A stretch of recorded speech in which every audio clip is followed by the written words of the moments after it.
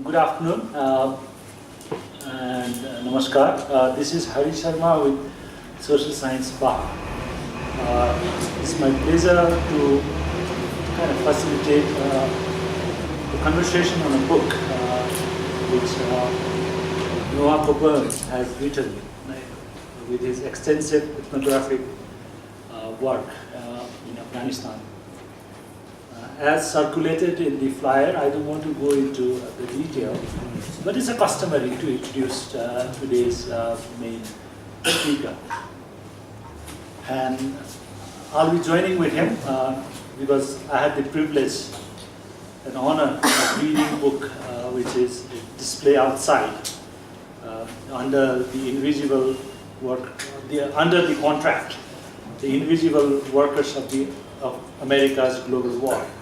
In a bit moment, I'll talk a little bit about the book, how I read it,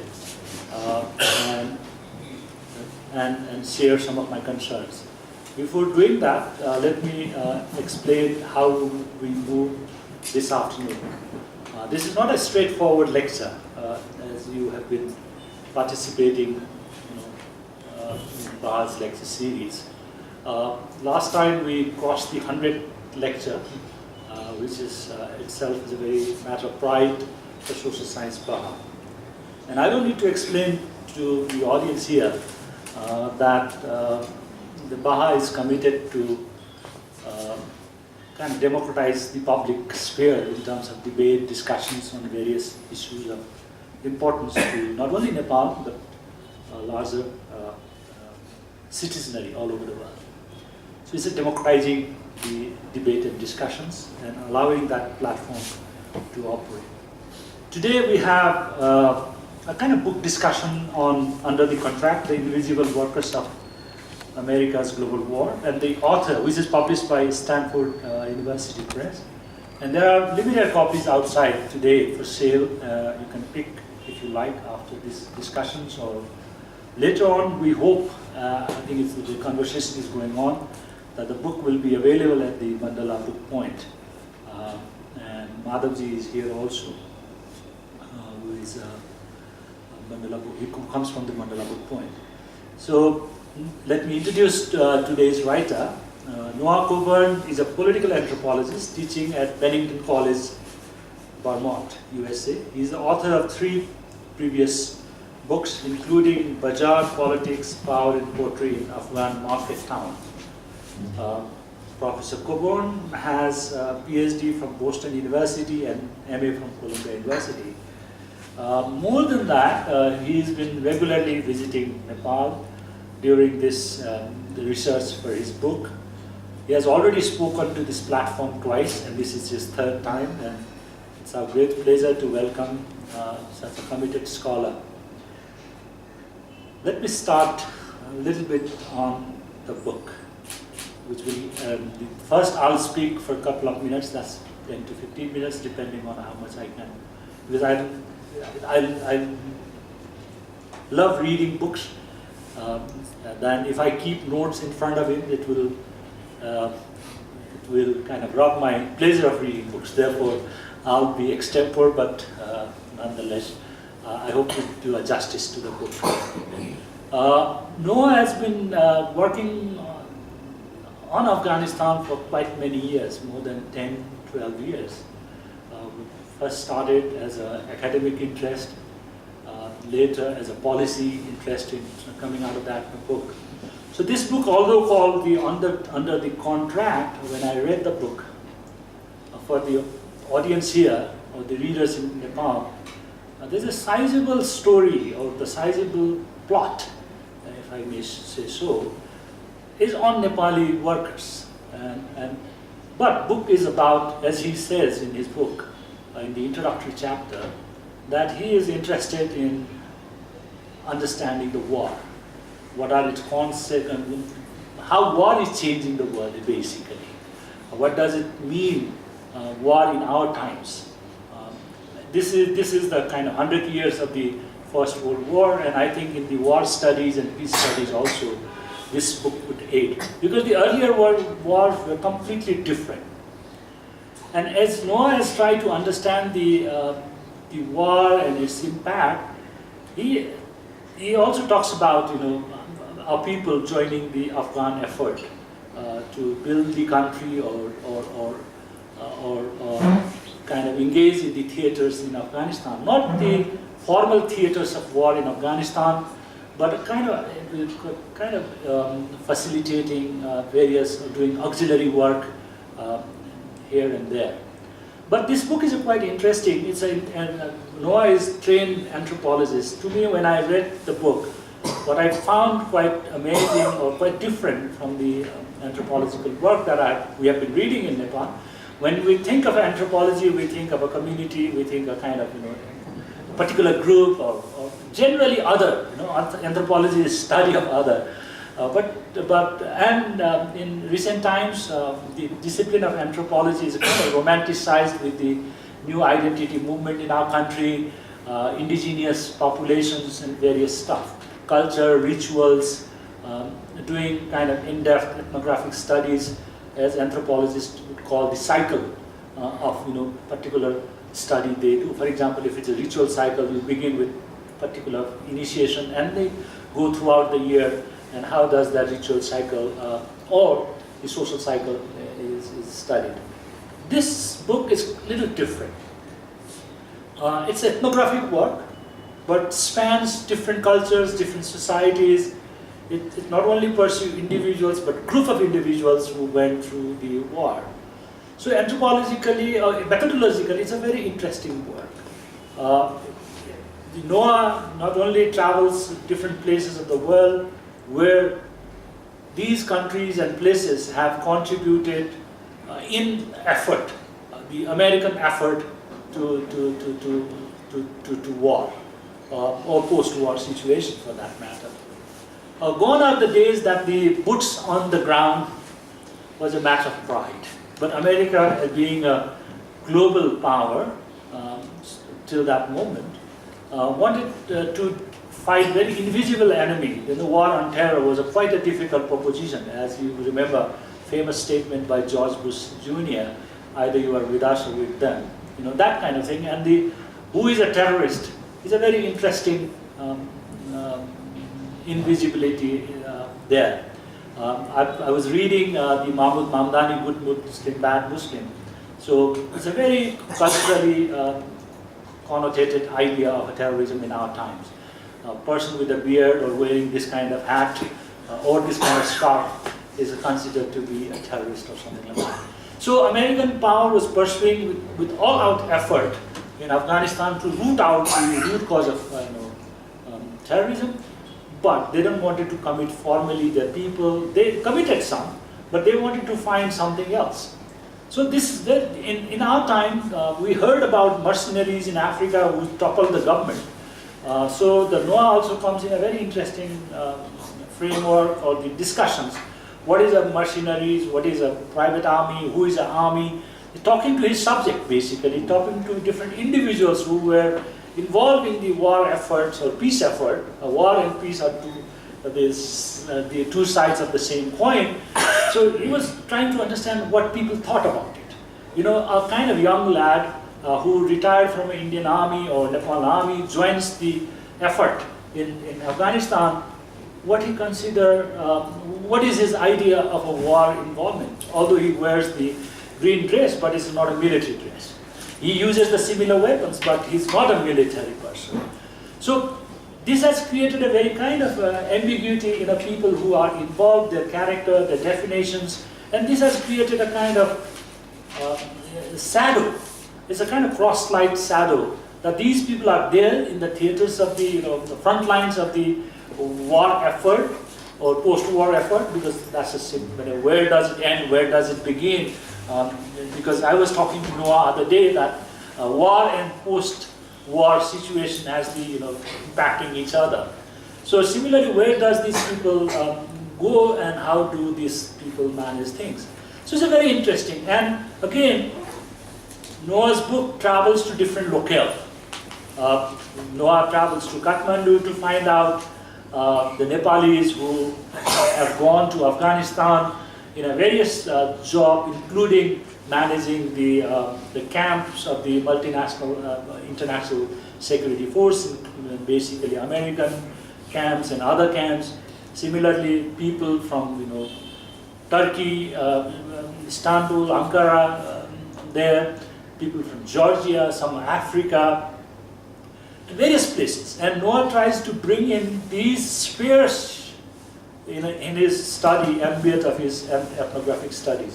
So I think it's a very theoretically noble idea to probe not only deeper but on a horizontal scale. That's the beauty of this book. So title is broad enough because it needs to cover how war is fueled or war is fought, or how peace is being built in the reminiscence of the war. So where do people come from? What kind of economy that perpetuates this kind of billions and billions or trillions? Forget the billions. Trillions dollar money worth of money was invested or divested from somewhere else to Afghanistan's rebuilding affair. And that people. And this is a big political economy of war and operations, different countries and different societies who come with a different perception of war. Their understanding of war and war rebuilding effort is completely different. And when I read this, his book, I was quite struck by and that question was always there in me, but because I was someone who grew up in the British Army, in 3 generations, I have seen the theaters of the Malaya or Falkland Island. When I was in Afghanistan briefly in 2006-07, I encountered my own people from my father's regiment. So what motivates these young lads from the mountains? Similarly, from the other parts of the world, how they are woven together by the political economy of war in our times. And by that, the nature of war and the valor that associated with the war has completely changed. These were not regularly recruited formal military. These people that Noah's major characters join in this effort as independent individual citizens who are for the quest of better money or The other thing is that there's no kind of career in these jobs. Somebody is retired from as I said, from the Indian Army or British Army or Indian Army, especially I'm talking of Nepalese, or a common people. And then again, we find in the study of work that there's always a kind of gender dimension in the work. For example, in our time, whenever we say nurse is the one who does nursing. But when you think of a nurse, it's always a woman. Similarly, categorization of work. Whenever you think of these workers going from our country or some other countries, there's always a categorization. There's a hierarchy. There is although equally proficient in their work, but Nepalese are basically peripheral security guard. They were given weapons, which is highly sophisticated. When I was in Afghanistan, I could see that the Nepalese workers, contractors, basically Noah uses the word contract, the individual contract or group contract, these people were given a very sophisticated arm. But they were not the regiment boys or regiment soldiers. They're completely different. They're equipped, they're dressed in a green, but they are not a military dress. So they're very, very interesting way. The Americans, it's basically idea of a new war in our time is that you want to commit the lives in the war, but if something happens, you don't want it to take a responsibility. So again, when I was reading the book, how morality of, how valor, the idea of a valor is shifting in our times. How political economy, for example, when Noah meets some, Turkish guys there, Turkish are heavily typified, classified in the construction workers, engineers, because Turkey is known for its infrastructure business. You remember the American embassy was built by the Turkish contractor here. Okay. Similarly, anything big construction that happens in Afghanistan or theaters of war, Turkish are there. For example, during the long years of Afghan war, when the Russians were there were a lot of minings, you find people working in the mines. Who are these people? They are people from the mine-producing countries because they have the knowledge. So therefore, during the war, they produce the mines to put it into different places. After the war, they are the one who clears the mine. So it's this kind of economy. So whenever Nepali or Gurkhali, Nepali, let's say Nepali, the Gurkhali I'll come a little later, when Nepali was employed to be part of this war effort or post-war effort, there's a typical typified job. And then it's very interesting. There, for example, Noah says that the outer ring is always Afghans. When somebody attacks that base camp or a construction camp or a poppy seed eradication, which is a big effort by US government because they saw that all ills emanates from Afghanistan because of the drug. And the political economy is also fueled because the local warlords control the poppy economy. Therefore, it needs to be eradicated. And remember, in Nepal also, in Nang Rapti Valley area, in the 70s or 60s, it was the American government who went after the poppy war. So poppy eradications or affiant eradications. So there was some similarity because they find the threat to American society in the far-flung areas because of the global political economy's connection. So Nepalese who went to Afghanistan not only went to work on a military camps or security sector, but there are other areas also. So Noah is a very interesting, there's a lot of, this book is a very, although big, but filled with a lot of stories. Because an anthropologist, I think he may have a dilemma while doing this book, that these stories are important. After reading this story, one gets something out of it. But again, the particular incident, particular event, when he describes it, suddenly it has a dimension, regional dimension, local dimension, national dimension, international dimension. So one story after another is woven together. For example, there's a story of a Tir, a person who, his name is a Tir, who was arrested out of nothing. He was just walking by, Bagram Air Base, and suddenly the Afghan people, the security forces saw, and then he was anticipated as a spy, and he languishes in the jail, and nobody speaks. And then you may loathe what government of Nepal is doing, and the government of Nepal can't do anything because they don't have the information. People go on their own. It has a different economy. And then again, while reading book, I found this is a larger picture, but when you read the story, this is the beauty of the book. You would like to step into their shoes. Why this particular person is feeling like that? Now we have a Dawa here who has also helped Noah to travel inside Nepal, meet people, go to India and various places. And when you read the interview, because as an anthropologist you want to do deeper and that brings in that knowledge out of it, one question that always stuck, and I'm sharing this frankly with you, what motivates us to join the army or security forces? What prides come?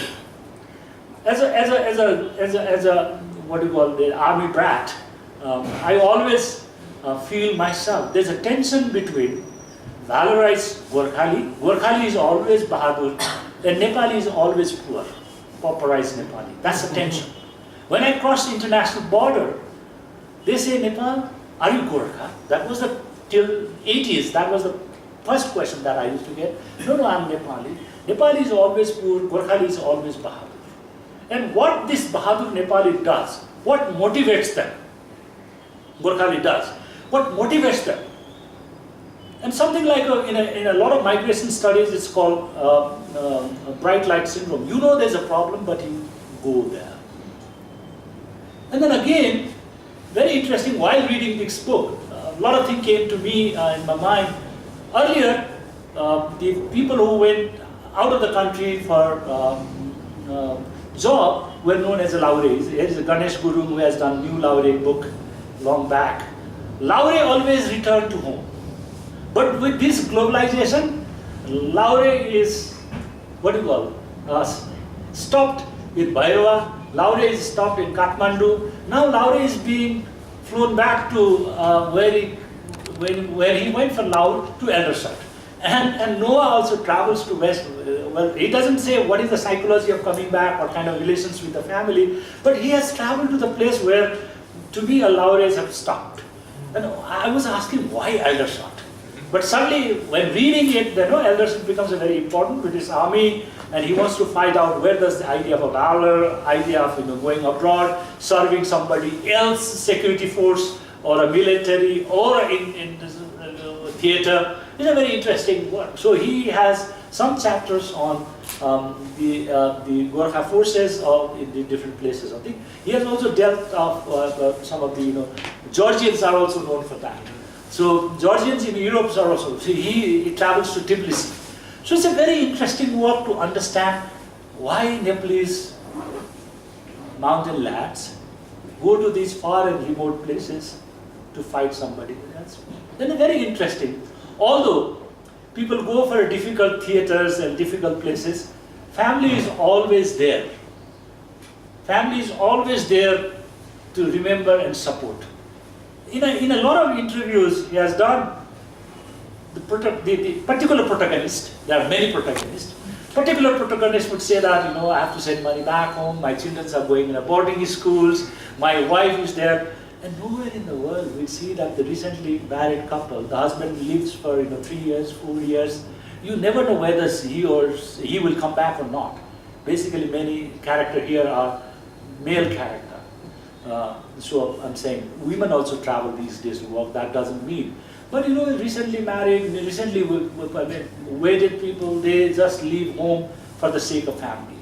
And the people who left are behind say that our people have gone to Afghanistan. He will bring money. He will bring resources, or any Iraq and those places, and then you wait for kind of fairy tale, waiting somebody to come back with lots of gifts and monies. And modern rational minds, people who look for relationship, conjugal relationship, on all kinds of relationship, belonging, namely anthropologists have done a lot of things, have never imagined this would happen. It's a very interesting human story in these books. Filled with that. So at one level you will find individual stories and their tensions, dilemmas, but all tensions and dilemmas are for the better future, and amazing. This is a very, very interesting of a human being, that they endure difficulty in imagination, something will happen better. At the same time, and these big structures, American government, Dynapur as a private company, they are for a different aims. Individual imaginations and their imagination of global security, fight against terror. How does this link together? And the question is that particular individual who is guarding the Bagram airgram or Kunduz or big Unama or Aisha barrack in Afghanistan, is he or is she able to understand what is happening outside? And I was quite struck by the fact that Noah has worked, that the people who work there have very little understanding of what is going on in terms of big politics. A simple guard, and then people find, and again, this is a very interesting book to read, although they are very difficult and very hard stories, but how do people find small joys in these difficult times? There is one character, Patan or some Tamang, who dance all night and starts habit of developing singing and music appreciation. Afghans don't understand what is singing.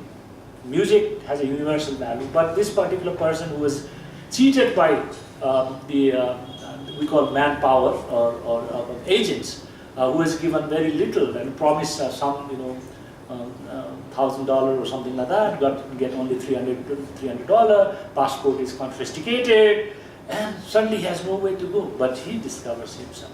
So in the times of the war, in the times of difficulty, that particular character tells us how do they invent and resilience. It's a very amazing, stories of, these are some of the, questions and tensions when I read the book, but it is a very engaging book. Noah is an academic, but this has a popular history.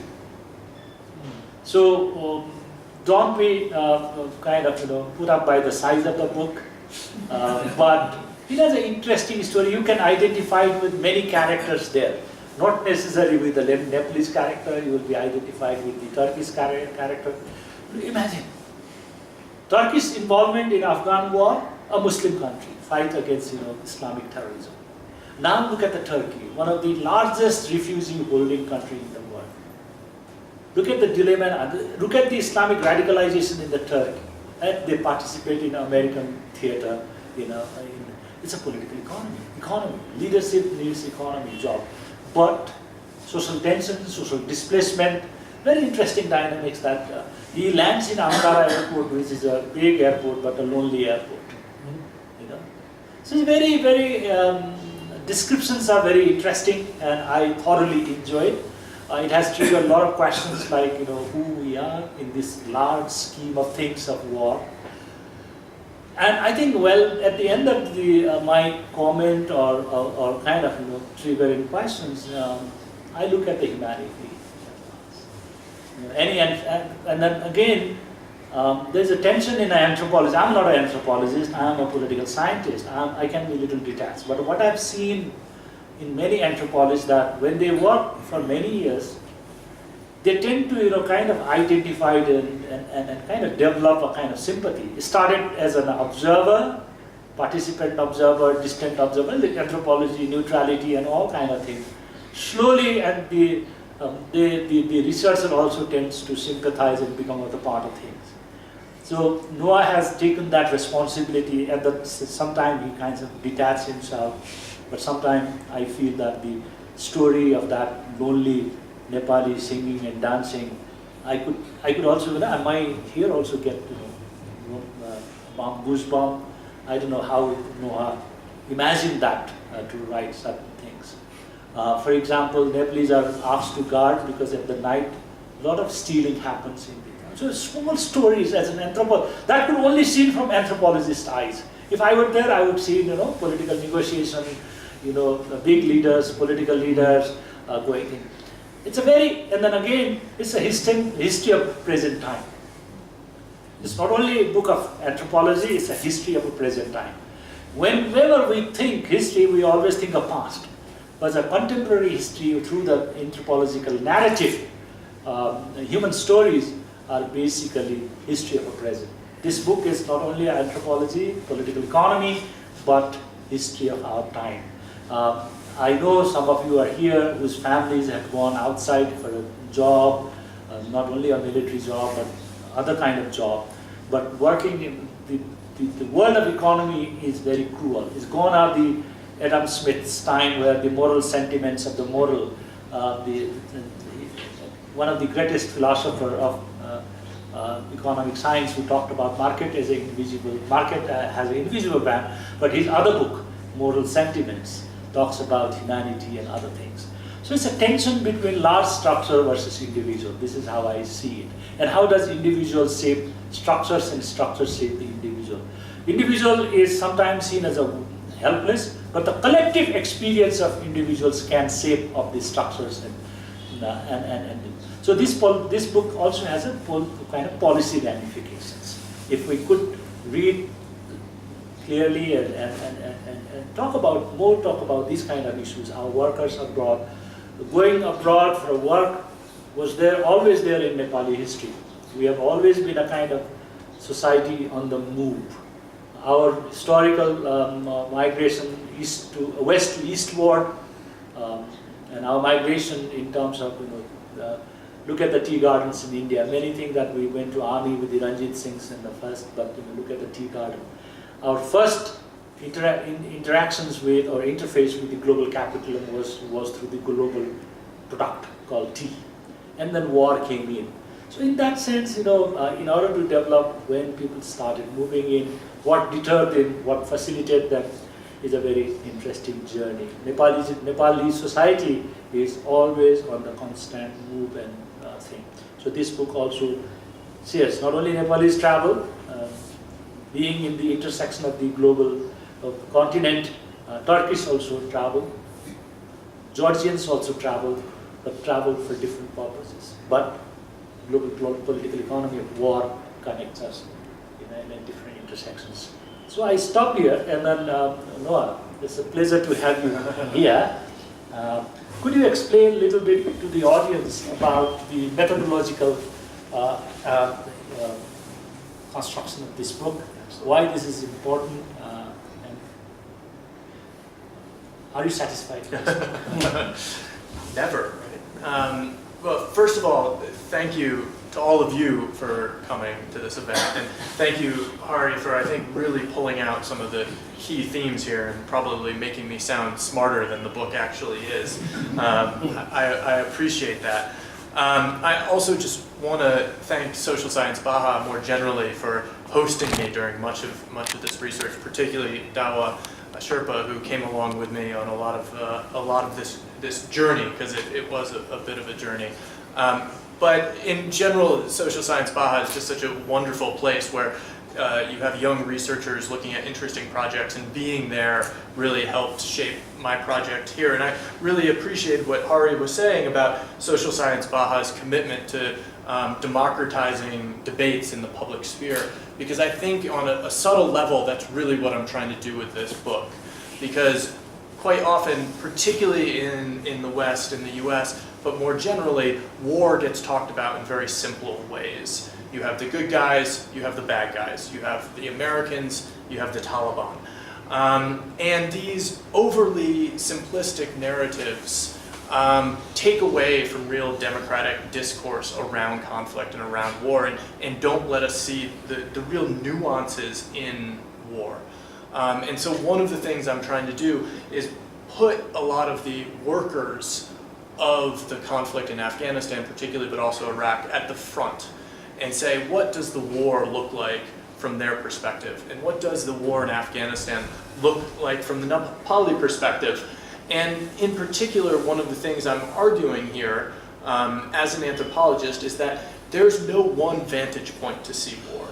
No one can say, I understand it all, because the experience of that laborer is incredibly different than the experience of a soldier, incredibly different from the experience of a baker, where we interviewed the NATO's chief baker, right? You didn't even know that person was over there. But so a lot of what this book is trying to do is to pull together some of these stories. And what this means from an anthropological point of view, and now I'm getting to Hari's point about methodology. On one level, I'm deeply committed to the anthropological methodology of bottom-up views of conflict, bottom-up views of politics, and trying to understand what the lived experience of politics is. I talk about structures eventually, but I try to understand those structures from the bottom up. But particularly, and so in sort of older traditional anthropological discourses, that means going to this one village and sitting there and trying to understand that village. But trying to understand war from an anthropological point of view is different. War moves, war impacts different groups in different places. There's no one place you can sit and try to understand a war. And I would argue that if you try to write a simple policy account of war, you miss out. If you try to write a simple economic account of war, you're missing something out. Because the war in Afghanistan impacted the village just down the road from here of Mata Tirtha. Because Mata Tirtha is this small, beautiful spot that I'm sure many of you have been to, and an incredible percentage of the men in that village have gone to war in Afghanistan. And they've gone, and they've made money, and they've come back, and it's shaped that village's economy in some very interesting ways. In addition to this, so the war in Afghanistan affects Mata Tirtha. The war in Afghanistan also affects Paharganj, the neighborhood in New Delhi, where a lot of the young Nepalis who are trying to get to Afghanistan illegally go. So you have these Nepali hotels in Paharganj in New Delhi simply holding young Nepalis who are waiting to try to get a illegal visa and sneak their way into Afghanistan. And these are the places that are being shaped by this war in Afghanistan. Then what I'm arguing in the book is to understand that war in Afghanistan, you have to be mobile. You have to be multi-sited. You have to look at these different places.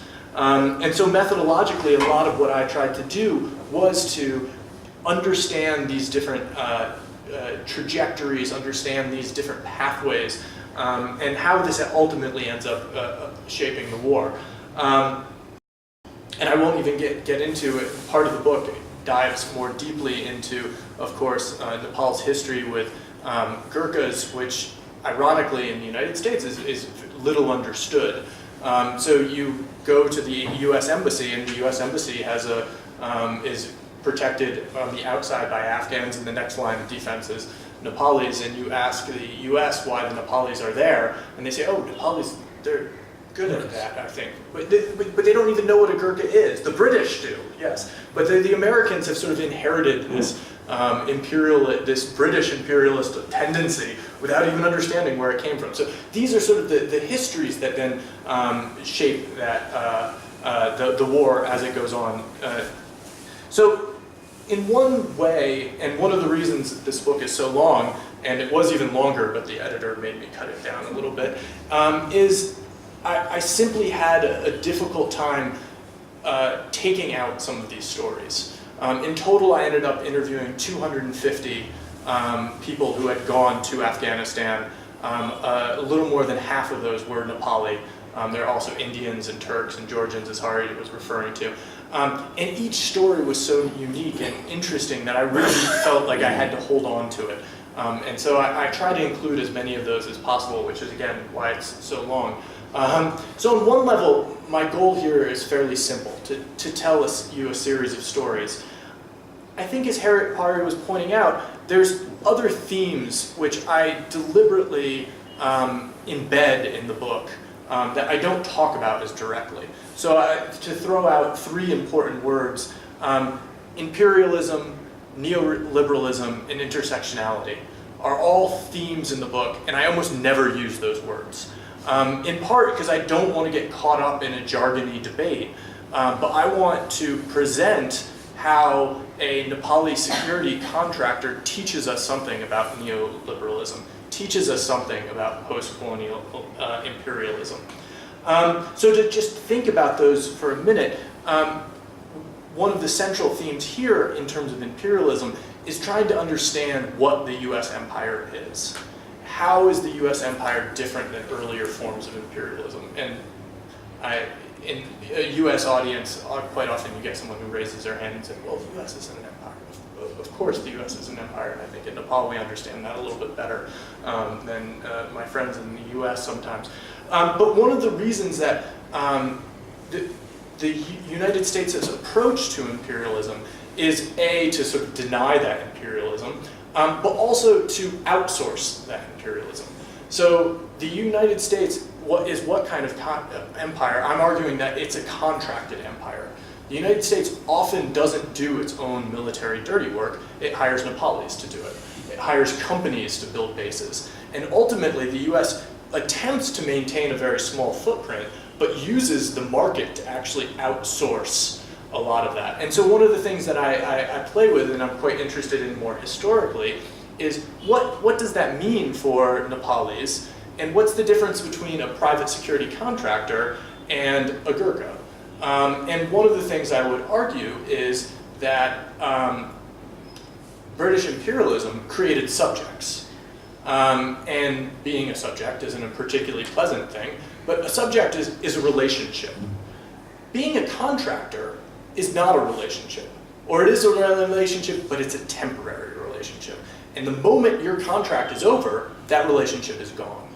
So while the British had some, I think would argue, moral obligation they felt in their rhetoric, the US feels none of this. So what we get in the case of Tir Magar, with a story that Hari was saying, was a Nepali contractor working for a US-funded company, and he gets arrested, thrown in prison, and the company says, well, you broke the law, you're fired, your contract is terminated. We as a company have no obligation to you. And the US, because you never were actually working for the US, you were working on a contract, has no obligation to you, so the US has no obligation. And as Hari pointed out, the Nepali government, which didn't have diplomatic representation in Afghanistan, wasn't even aware that the Nepali had been arrested. And this, I argue, is the outcome of a neoliberal contracted empire. The other element of that is neoliberalism is about allowing the market to guide how decisions are made. And that then has great impacts on contractors. So one of the things that happens early on in the war in Afghanistan is private security contractors say, okay, Nepali private security contractors are the best in the world. And by the best, they actually mean the best in Asia, right? And we can pay them less than we actually pay Europeans. And this is back to some of the intersectionality, but the idea that so much of this is racially based. And when you have the Afghans on the outside, then you have Nepalis, and then you have kind of white people, like Serbians or Georgians, and then you have real Europeans and Americans. So all of a sudden, race determines, A, your exposure to danger. Because the further you're out, the more danger you're in. Race also determines how much you're paid. Because the further you're out, the less you get paid and the more danger you're in, and the closer in you are, the more you get paid. So this is one of those impacts there that is really sort of shapes U.S. imperialism, I would say. But the other point that I wanted to make in terms of how the market shapes that is private security contractors would come in and say, okay, we need some Nepali private security contractors. And it turns out that retired British Gurkhas are the best. So we're going to hire a bunch of private British Gurkhas to defend the US Embassy. And so they do that for a little while. And then they say, okay, so we're paying most of these guys $2,000, $3,000 a month. That's expensive. We really, the market, I think, can do better. So what we're going to do is we're actually going to hire some former Indian Nepali Gurkhas. They're a little bit cheaper. Well, let's not do that. Let's hire some former Nepali army folk, because they're even cheaper. Or let's hire a young Nepali who has no military training whatsoever, but we'll call that person a Gurkha to the US Embassy because they don't really know the difference. So what you get is this shift where originally it's all retired British Gurkhas, and then what the private security contractors realized was if I have 100 Nepalis, if I make sure that 2 of them are retired British Gurkhas, I'll pay them $2,000 a month, but everybody else I can pay $500 a month. And I'll make sure that those 2 then are managing all the other Nepalis. And so the market really sort of shifts the way these interactions happen on the ground there. I do want to open it up for more of a conversation, so I could continue talking about this for 408 pages. So I'm happy to open it up, but let me just point out 2 sort of wider questions that I have before we do some more back and forth, because I'm interested in hearing more from Hari and from any of you. 2 of the questions I have, and this is both for Nepal and more generally, is what do these conflicts and what do these themes in contracting say about the future of war? Where are we headed in terms of what do the wars of the future look like? And let me point out one thing initially. When collecting this data, one of the things I found that was quite interesting was there are certain companies that treat their employees better than other companies do. So to throw out a quick example, DynCorp, which has been accused of all sorts of human rights violations and is not a nice company, actually, from the Nepali perspective, paid pretty well. So Nepalis who worked for DynCorp had a fairly positive experience. At the same time, Supreme, which is another rival company of DynCorp, was much more exploitative. They took passports, they didn't provide good living conditions. So if you were a Nepali who worked for Supreme, you probably had a very bad experience. If you were a Nepali who worked for DynCorp, you had a good experience. If you were an Indian who worked for Supreme, you probably had a bad experience. And if you were an Indian who worked for DynCorp, you had a good experience. So now, all of a sudden, whether your experience in Afghanistan was positive or negative, it doesn't matter whether you're Indian or Nepali. It matters whether you work for DynCorp or whether you work for Supreme. So are we moving towards a world where it doesn't matter where you're from, it matters what company you work for? Where all of a sudden it's actually about the company that actually shapes how you experience something like war. I would also just point out that this is ongoing and continuing in places like Yemen right now, where a lot of the Gulf countries that are involved in Yemen have very small militaries nationally, but are very happy to hire both Nepalis and also South Americans to fight their wars for them. And then to get back to Hari's point about the political economy of war, and maybe I'll dispute one question here, or one point that he makes here. One of the questions I have about the war in Afghanistan, which is the longest war that the US has ever been involved in, and people ask me, how could the war have gone on for this long? I think the question actually is, why would it end? Because right now, who wants the war in Afghanistan to end? Nepali contractors don't really want it to end, because if it ends, you don't get your paycheck anymore. Warlords in Afghanistan don't really want it to end, because US military funds are going into it. The only people who really seem to want the war to end is the US military. But the US military has outsourced everything that it does. So the US military is now incredibly small, and the Turkish contractors who build the bases, they want the war to continue. The Taliban, who are smuggling opium, in part because things are so insecure, want the war to continue. Even the Afghan government, to a certain extent, they're getting so much aid because the conflict is ongoing, wants the war to continue. So what you get is you've got these wars now, where when you're allowing a war to be driven by the market, if there's an incentive for the war to continue, unless you get enough people who are incentivized for it to end, wars are going to continue much more indefinitely than they have in the past. And one of the things that I thought was a great, interesting way of phrasing it by Hari, when he said, the guards outside the embassy have little understanding of the big politics of it. I think that's absolutely true on one hand, but maybe they actually have a perfect understanding of the politics of it. Because it's not actually about the big politics. It's not about the peace treaty that's being negotiated between the Taliban and the US. It's about the economics of it. And they understand the incentives on both sides of the equation. And so I think in one way, a lot of those Nepali contractors there understood the war in a much deeper, more complete way than some of the politicians at the top, who again have these very simple narratives in their head about what war is and how war happens. Thank you. Very interesting summary and points. While listening to you and while reading the book, some of the questions or some of the concerns you raised also stuck to me. Who wants war and what kind of understanding war that these people, nuts and bolts of the war, basically. For example, there's a similar question that Hannah Arendt asks in Banality of Tribute. Yep. That particular person who flags up the, waiting for the plane to arrive, onboard the people and take it to the gas chamber, the Eichmann.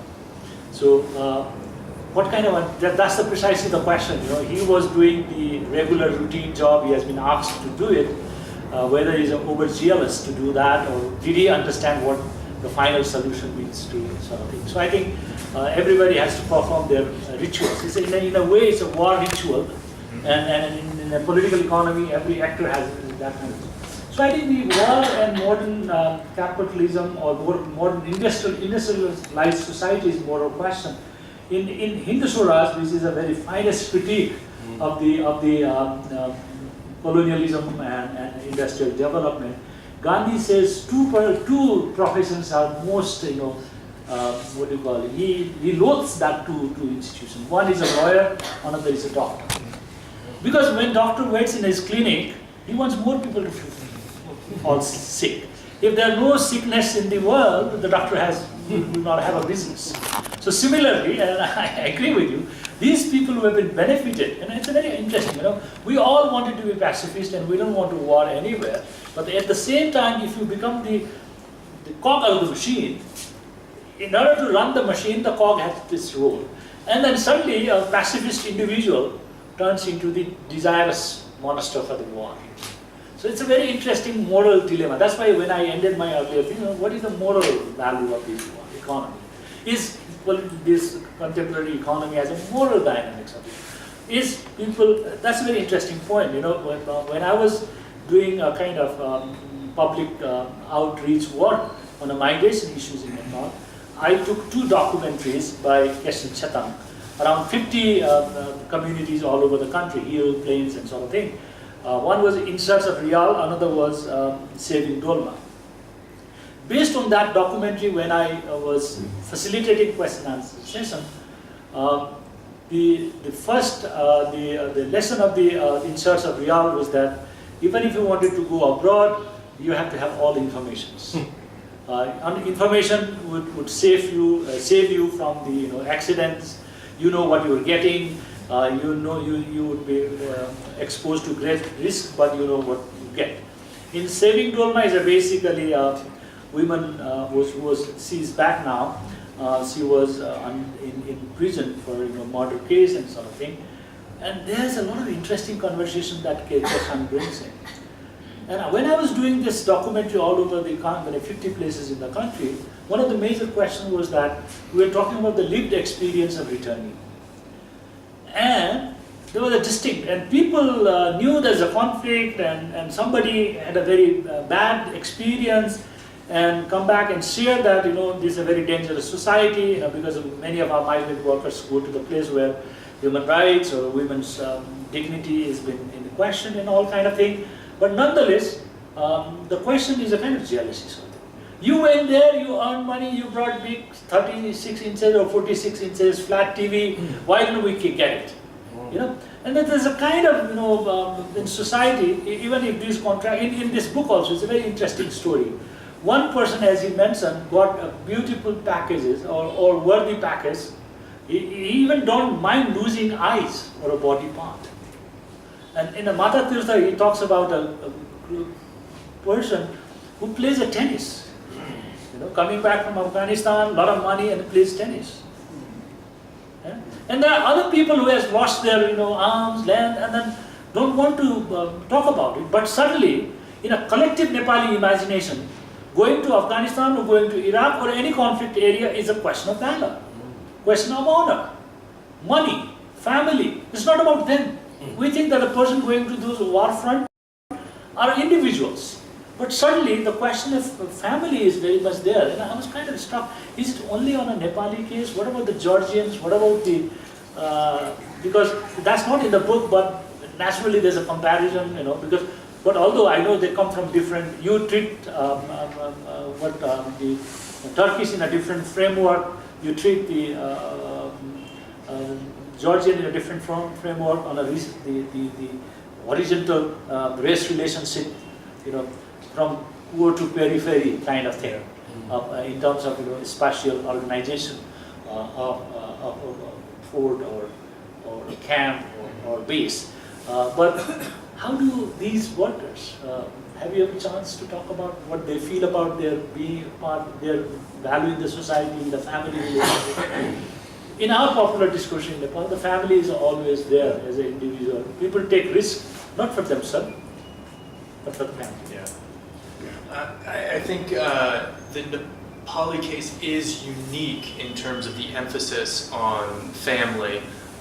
In part, again, because there is this long history of Nepalis going abroad for military reasons. That being said, family does play in on all of these other cases as well, as do a variety of socioeconomic factors. So I think one of the things that Turkey had a real economic downturn in the early 2000s. And in part because of that, Turkey produces a lot of engineers and architects and fairly skilled workers, and in the early 2000s there weren't enough jobs for them. So young men who wanted to get ahead, maybe get married, all of a sudden they didn't have those opportunities in Turkey, and going abroad to Iraq or Afghanistan for a couple of years, you could make some good money, you could come back, you could get married. I do think this is a fascinating question. I think this is something that I have for my Nepali colleagues too, who look at migration more widely. One of the things I would argue is about these simple narratives about war, we also tend to have fairly simple narratives about migration, unfortunately, right? And there are two narratives really about migration. There is the success story of I'm going to go abroad, I'm going to make all this money, I'm going to come home and build a house, and then I'm going to retire and play tennis. And then there's the exploitation story of people who are abused, taken advantage of, their passports are taken. And one of the issues that I have is I find that you tend to hear one of these without hearing the other. Whereas what's actually true, both of these are true, and everything in between is also true.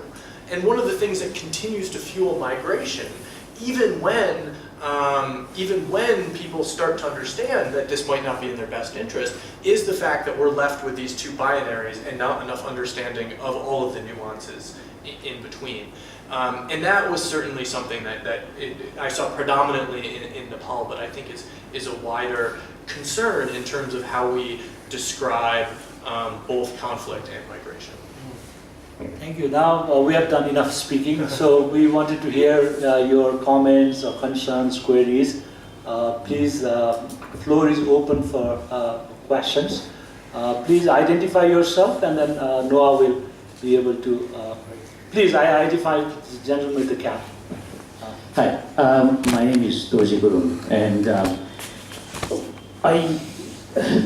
you mentioned countries that wouldn't want the war to end, and I guess I would add Pakistan to that list too.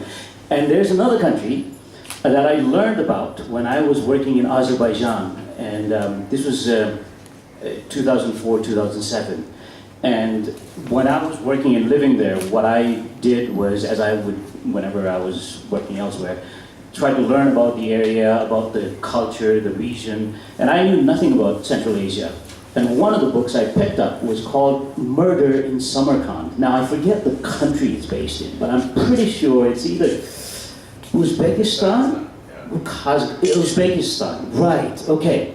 My memory is hazy about what that meant for the locals. It was written by a British ambassador, right? Now, does your book cover, mention anything about the war in Afghanistan and its impact on the locals in that country? In Afghanistan or Uzbekistan? No, the war in Afghanistan affecting the locals in Uzbekistan, because the book is about what the repressive government did to comply with the U.S.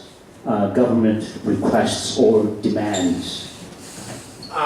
The book doesn't touch on Uzbekistan very much, but it does touch on some related themes of how different countries' approach to this allows them to either oppress their populations or prop up governments. And one of the things that it's clearest in the Georgia section, I would say, is in Georgia, the Georgian government, the Georgians were, first of all, the highest per capita contributors to the US's war in Iraq. And they did this in part because they were trying to get into NATO, which they never made. But they also used it to then get military aid from the US to support their own government.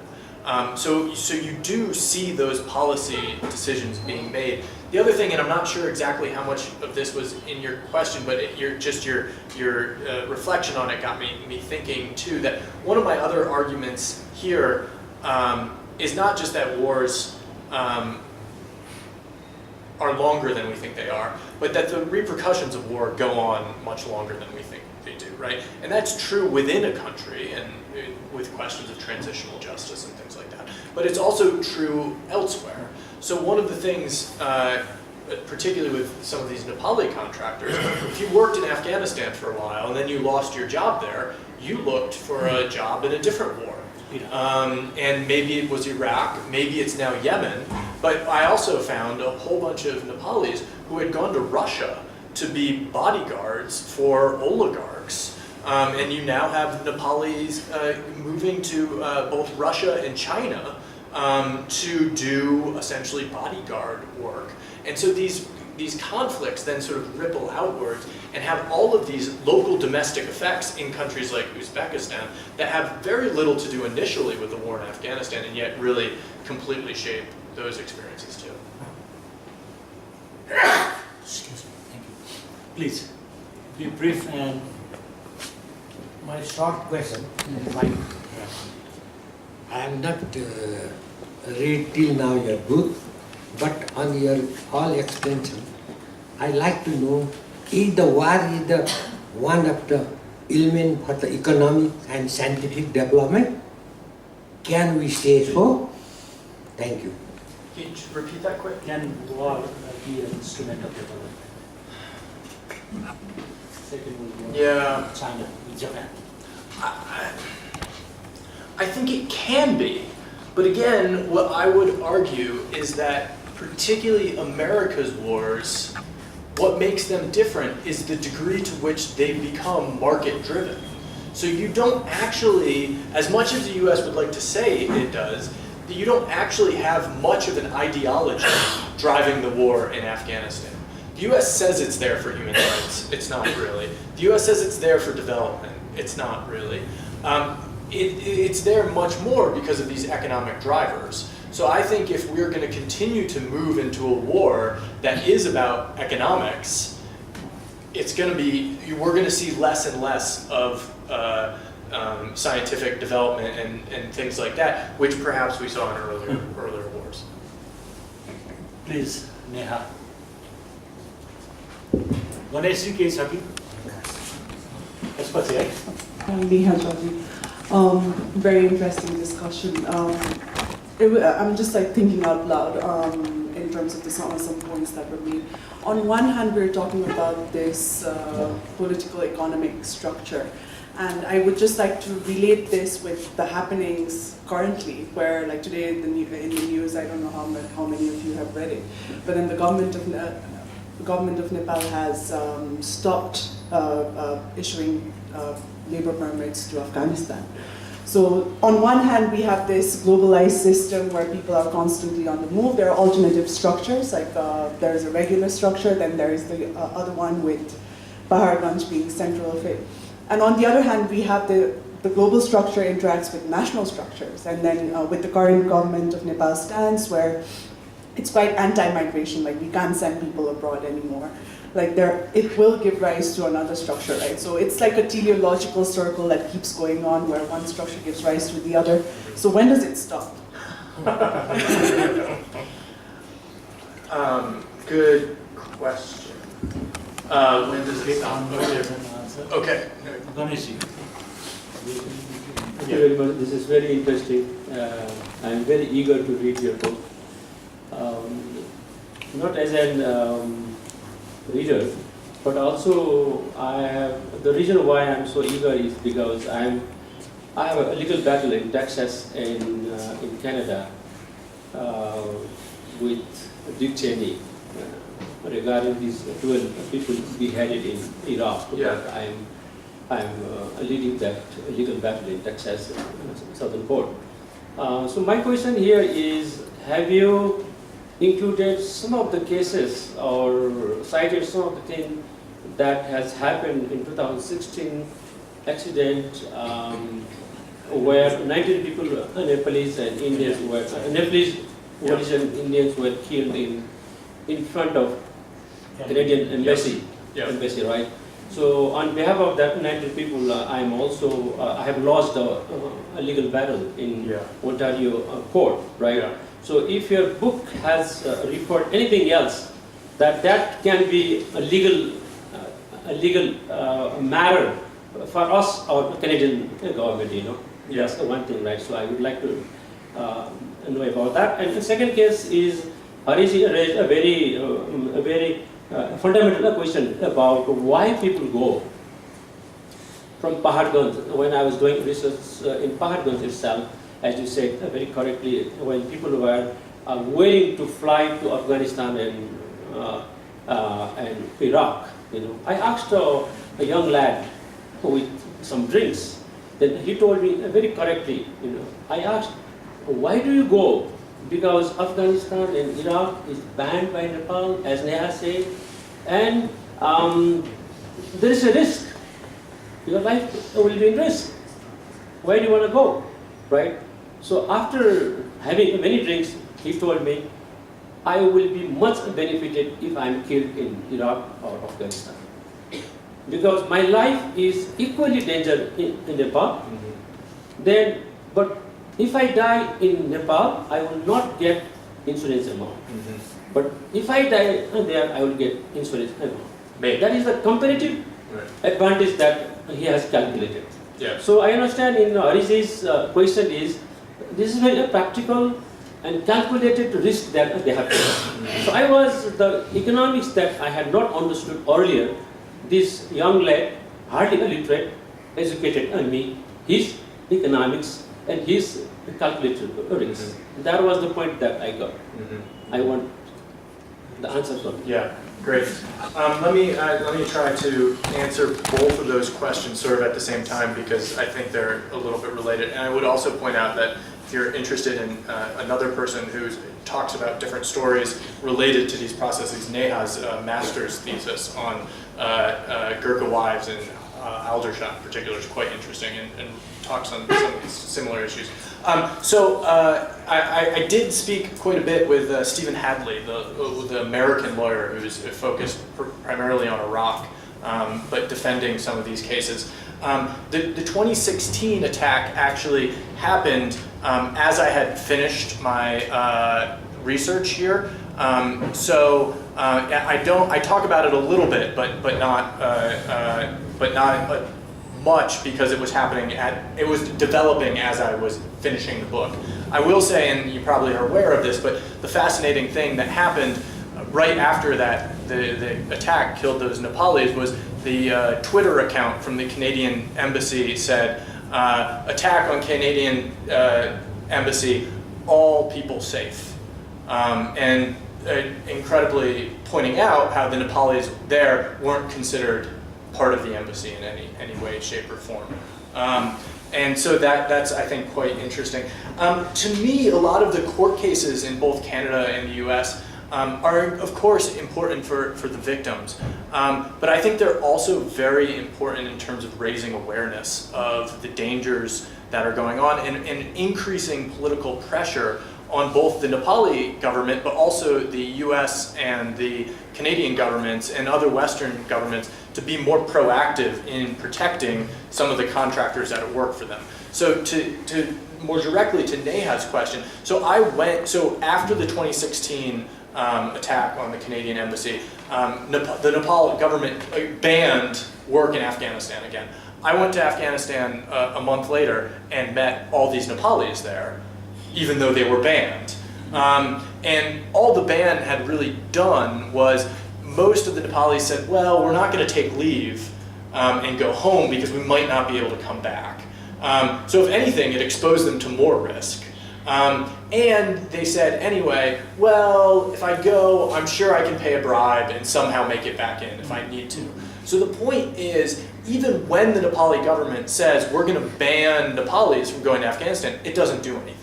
Because it doesn't actually, the Nepali government doesn't have the capability of enforcing that in a meaningful way. Whether it's through India or whether it's through alternative routes, those people are going to manage to get there. The only way, in my opinion, for there to be any real control over these labor migrations is you can't just have the Nepali government focus on it and ban it. You can't have the American government say we're not going to allow this. You need to have these governments actually come together and negotiate from the top. So if the Nepali governments could sit down with the Canadian government and the American government and say, okay, we're going to enable this number of Nepalis to go to these places and it's going to be regulated and it's going to be overseen, you could then actually have some protections for them. But unless you get those governments working together, and at this point they're not, and it doesn't seem clear to me that they're interested in it, there's really not going to be very many protections, or there's always going to be ways around those protections. Mr. Raj.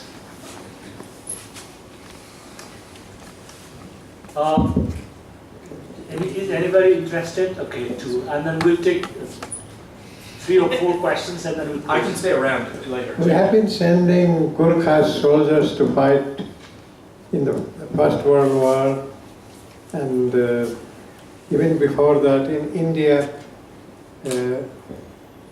But what I wanted to ask you is that, would you consider that now you have a lot of contractors compared to 100 years back, we didn't have that many. Would you consider that to be one of the big differences now? That in those days we didn't have contractors. Right. Yeah. It was mainly the British government who recruited them and sent them to war. And sometimes we don't know how many in the Gurkha soldiers fought in the First World War. Would you say that is the main difference? I think that's the main difference. The one thing I would just add to nuance it, though, is I think you also want to, I think about the ways the Gurkha system actually flows into the current contracting system. So one of the things, and I'm going to mess up my numbers here, but Dawa and I went down to the British recruitment process in Pokhara, and right now, I think that 3% of all young Nepalis who apply to the British Gurkhas get in. And a lot of them are from Kathmandu, and they're well educated, and they drop out of school, and they join these private academies, and they train, and then they don't, and 97% of them are rejected. Those 97% then get on buses, come back to Kathmandu, and go straight to labor migration firms. So I think some of those people who would have gone into the Gurkha system are now getting funneled into the contracting system. So I think they remain intertwined in some important ways. Sir, thank you very much for I have very simple questions, 3 questions. As an anthropologist, how do you take war? War as a means of peace or development or what? And what is the cause of Afghan war? What are the main issues over there you found? And third one is, what can Afghanistan learn from Nepal's peace process? Oh. And last question. Here. Hello, my name is Sanjay, and I want to ask, is there a contract system from the other side also? The other side means whom the Americans are fighting. Do they also have some kind of contract system? Do they also? Yeah. You mean like do the Taliban contract? Yeah. Yeah, okay. Good question. First, answer this question, and then we'll have 2 more questions. And then we'll do some. I'll come back to you, and I'll come to you, sir. Okay. Trying to answer all of this. The easy answer is the Taliban have contractors, but ironically, oftentimes use the same contractors as the US. So one of the things that I tracked are these Turkish logistic firms that are paid by the US to say, move a whole bunch of fuel from here to here. However, the Turkish firm, they then hire Nepalis to protect their caravan. But actually protecting a caravan, that's kind of dangerous. So what if we just paid the Taliban not to attack it? So then what happens is the Turkish firm pays the Taliban not to attack it with dollars that have just come from the American firms. And so this actually happens all over the place. So the smart contracting firms are actually getting money from both sides.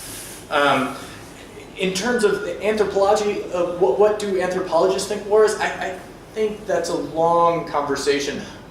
For me, I think war means different things to different people who are involved in it. And the war means something, for a contractor, means something very different than it does to a soldier, and means something very different to the politician. So I think there's some tensions there, and sometimes those things contradict each other. And so for me, I almost don't want to answer that question because I want it to be unsettled. In terms of the main issue of the war in Afghanistan, that's another thing we could go into quite a bit. But to me, the war in Afghanistan was started for slightly foolish reasons by the American government, but then it got out of their control. And since it started, it has now been taken over by these economic forces that are truly driving it. So what the war is about now is not what it was about in 2001. And that's one of the reasons why it continues onwards. And I will say one of the brief things that I touch on a little bit here in terms of the Nepali peace process and what can Afghanistan learn. I think Afghanistan can learn a lot. I think there is, and I understand there's a lot of Indian interference in Nepal's politics. But overall, Nepal has much less interference from international actors than you see in the Afghan case. And that's really one of the key differences. Thank you, gentlemen here, and then final questions from that. Okay. Madhavji also. Bookseller needs to ask a question. Good observation on your creation, the book entitled Over. My query is, the rich countries in the world, America, Germany, France, Russia, USA, they are the rich in weapons, and they have made peoples all over the world involved into war. So you have just mentioned the Nepalese workers, and they are the peaceful people. The history, while you read over the history of Nepal, you will find. So the thing over, I try to mention the things, the rich people, the rich countries, they expenses so much budgets on arms and armaments. So these are the big questions. Yeah. So what is your opinion? So how people, they get release from those issues? Thank Last you. questions and we'll conclude the session.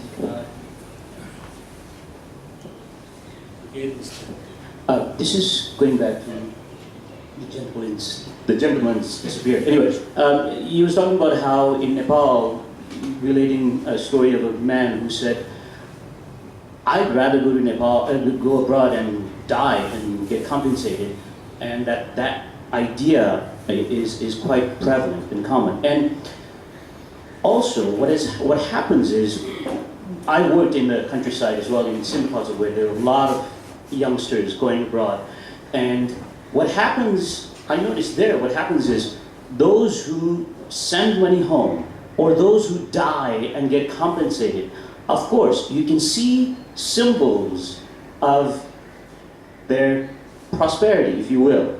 But those who die and don't get compensated, or those who disappear and aren't sending home money, their families are not making money, their families are not constructing big concrete structures.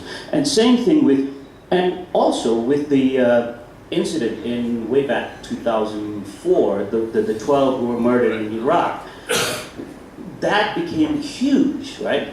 And also some of the families got compensated, not everyone. This was detailed in the book, the girl from Kathmandu. Yes, amazing book. However, of course, as you mentioned, the privatization of war meant that the government, even though they got compensated, I don't quite remember under what, but the case went to was fought, but the government was basically able to quash it, right? Right.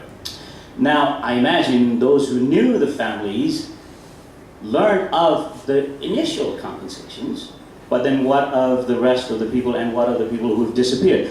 And I imagine you have come across workers who have died or know stories of workers who've died and have been maimed permanently. I don't know if you talk about that in the book. Like, is there like a number that you can quote, like percentage and so on, or talk about it at all, so that people have an idea of, look, this is not what happens with anyone who dies. Thank you. I have a very different questions beyond this periphery. First of all, I would like to thank Noah Coburn. When I heard his name Coburn, I thought that he is somewhere related to the Broad Coburn, but I don't think so. And also thank Hari Sharma for really going through the book and giving gist to all the audience. And also, I like to thank Noah, adding more contributions to the Nepalese academics writing this book. Although it is published from Stanford, hopefully in days to come it will come into the market, also in Nepalese market, so everybody can read it at an affordable price. And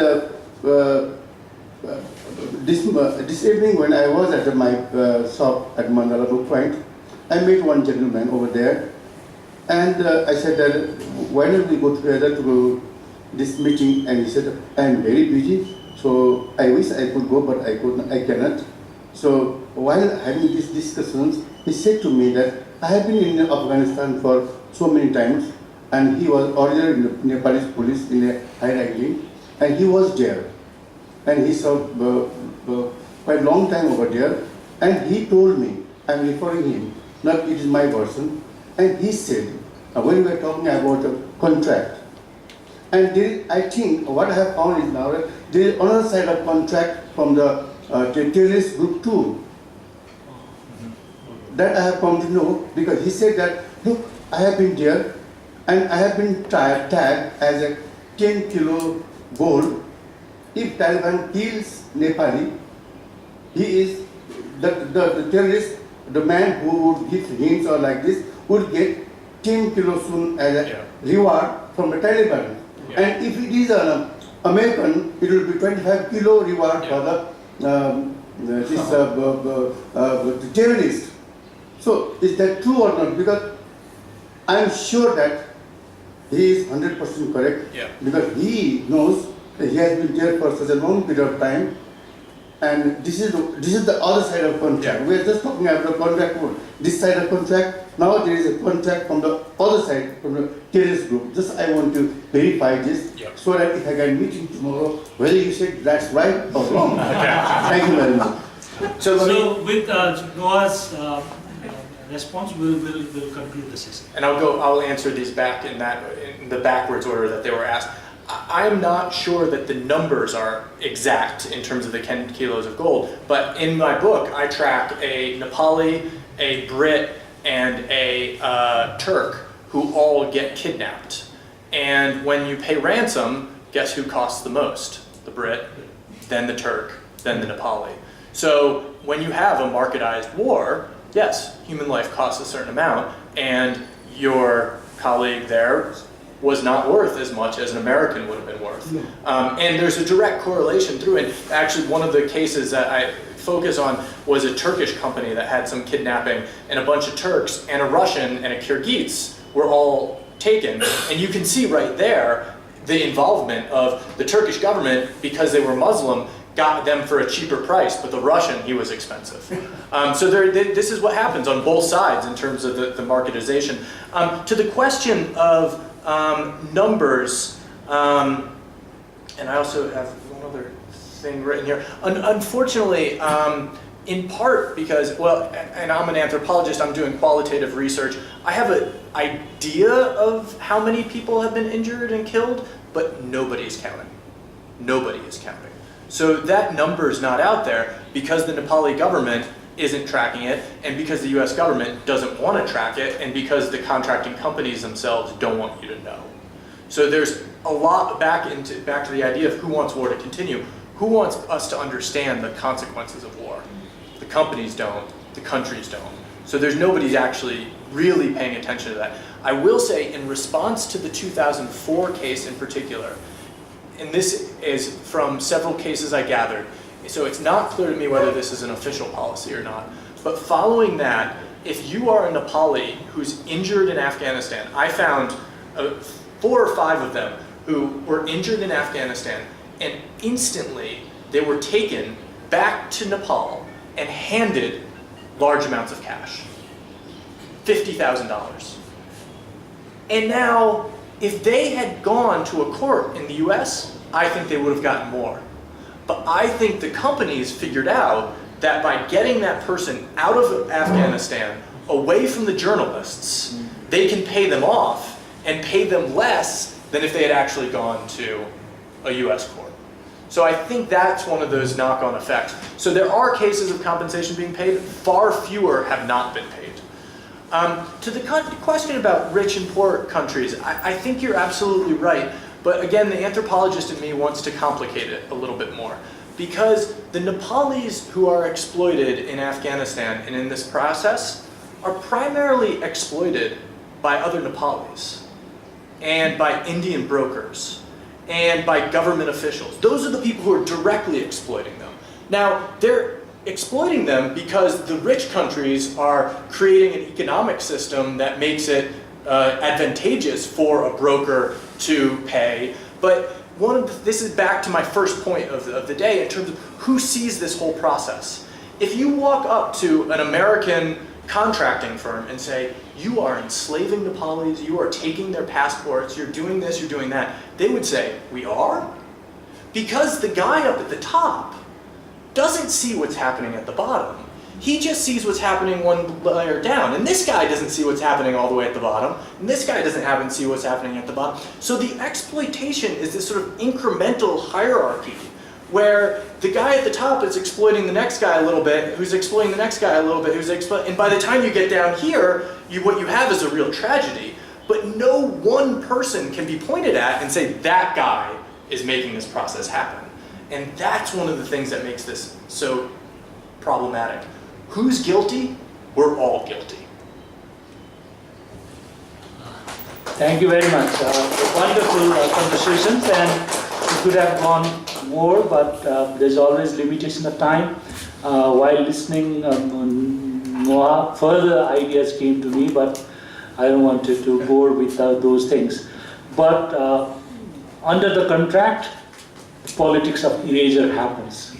To borrow the phrase of Heidegger, individuals are erased, institutions are erased, memories are flashed out, but war continues. So politics of erasure and war go together in Afghanistan or elsewhere in the theater. So with these words, thank you very much for coming in these numbers and making this cold day warmer with these conversations. I would like to thank Noah for his wonderful presentations and his love for Nepal and Nepali people in the character. So thank you very much. Hope your interest in Nepal will remain, and we will have more chance to converse and engage and discuss and debate. Thank you very much. Thank you very much to the audience. You were wonderful. Thank you. Have a nice evening.